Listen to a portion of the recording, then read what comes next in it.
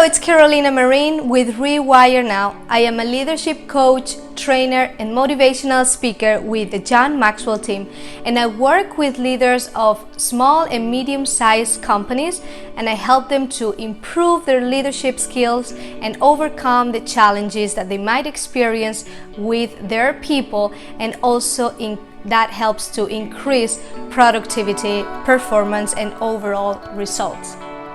Today I want to share with you a specific aspect of emotional intelligence that help leaders and people in general to become more effective. And this is important. It's an important one, so stay tuned. First off, I'm a firm believer that EQ is as important as IQ, and both together form the perfect advantage. In companies, in our personal life, in any kind of organization or community, emotional intelligence plays such an important role as intelligence, integrity, or any other capacity that allows people to live a life of good leadership. Today, we'll discuss resilience and how that resilience will help us to become successful leaders. See, resilience is the capacity to overcome enormous amounts of stress and changes and still being robust under those kind of situations. I will also provide with 3 ways that we can become more resilient people. See, this is an aspect, again, that all successful people need to have, because during our journey of success, if you are wanting a promotion in your job, if you want to become a good father, if you want to become an effective leader, there is going to be a process, and our journey will allow us and will require us to embrace certain characteristics that will develop and endure our character. In the corporate world, people are always exposed to different situations that might attempt against their stability, such as losing their jobs, taking pay cuts, maybe because of that reason having foreclosures in their homes, falling into depression. But there's some people who can snap out of that and take that as a stepping stone to propel them to the next level. And there's some others who have much harder hardship and are not so willing or so quick to move forward. The difference between those types of situations is resilience. And why does that occur? Why do some people have the resilience to get up and continue with their purpose and others fall behind? As I was researching for this topic, the Cambridge University did some studies on resilience, and they said that there's 2 main factors that influence the capacity of resilience in people. First one, individual characteristics, the makeup of our DNA, and second one is the environment. Basically, everything is like that. We're always influenced by our context and also by the way, obviously the way we were raised and the way we've been experiencing all our life, but also the way that we are wired. The first way to become a more resilient person is to accept the situation, whatever it is. Do not act on denial mode. Do not stay there. And write the narrative in a positive way. If you think about it, what has happened, it has happened. We cannot change what's happened to us, but we can change the way that we respond to what's happening to us. I always say, sometimes I win, sometimes I learn. Resilient people have a very down-to-earth mindset.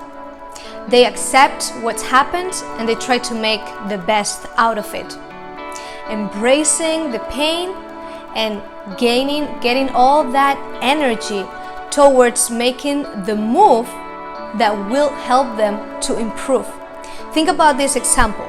A person in the corporate world who wants to get a promotion to a vice president of a company. That person gets rejected for the role. They have two options, whether to, again, like I said before, not being able to resist, cry, complain, and maybe even down perform, or they can take that learning experience and find out what is exactly that they need to do in order to become better to apply next time.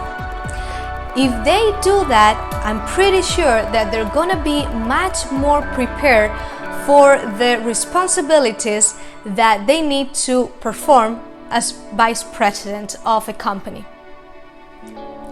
After resilient people accept their reality and choose to write the narrative in a positive way, the second thing they do is to overcome their fears. Now, how do we do that? Just by facing them.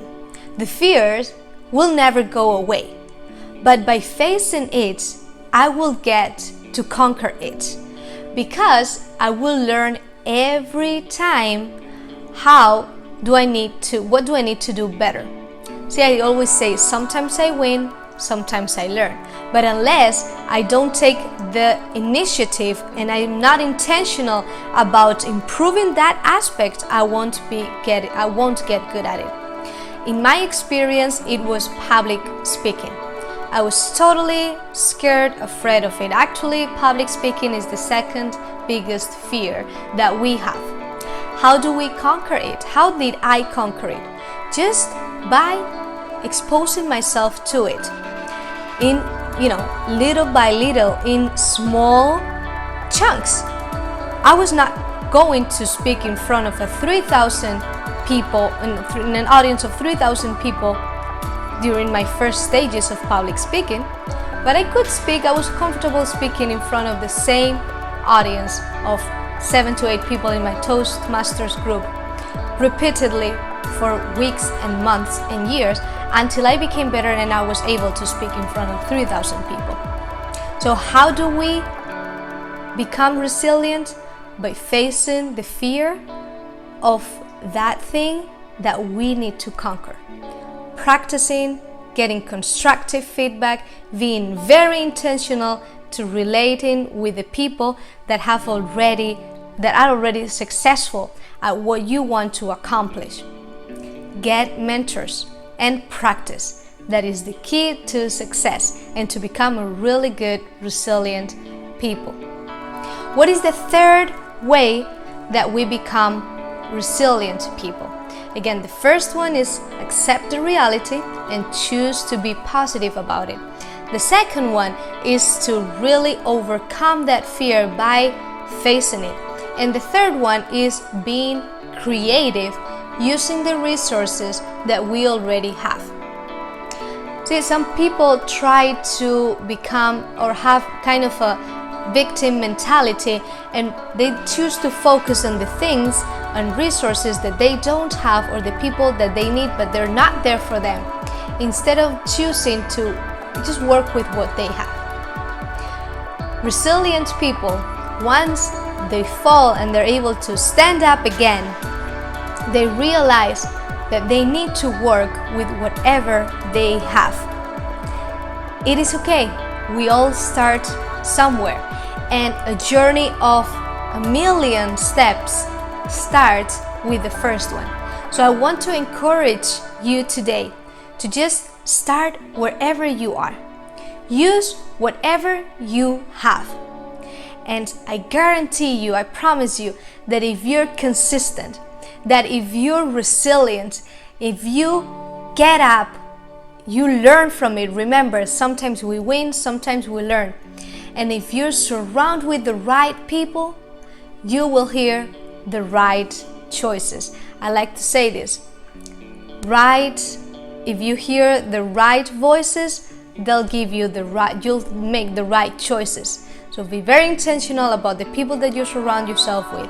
And that is the secret to become resilient people. Being resilient, again, is a key aspect of emotional intelligence for leaders and for people in general, but especially in a leadership role, there's gonna be many setbacks, and we need to count on them. We need to count that they are going to happen. So the best way that we can go about it is to be prepared for when they happened. And that is another total conversation, presentation video that I could do another day. How to become prepared to overcome those emotional states and be successful at it. But I want to leave you with this. When you are able to become resilient, you'll experience that everything in life just flows the way it needs to be.